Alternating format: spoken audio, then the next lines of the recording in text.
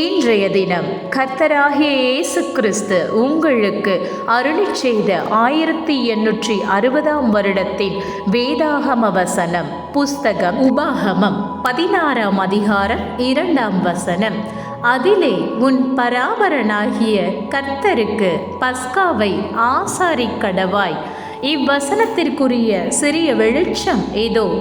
தேவன் ஒருபோதும் தம் ஜனங்களுக்கு நீங்கள் விரும்பும் விதத்தில் என்னை தொழுது கொள்ளுங்கள் என்று அனுமதிக்கவில்லை.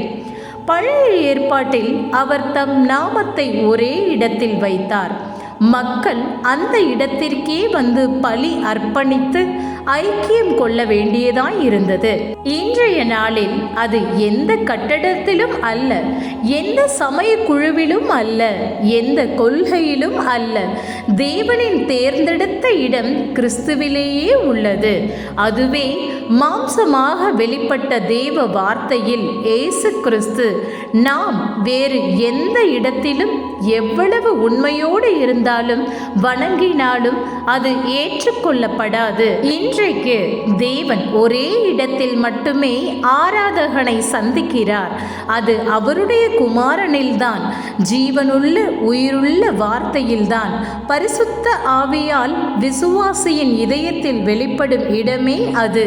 அதுவே அவருடைய பரிசுத்த ஸ்தலமும் அவருடைய பலிபீடமும் ஆகும். அல்லேலூயா.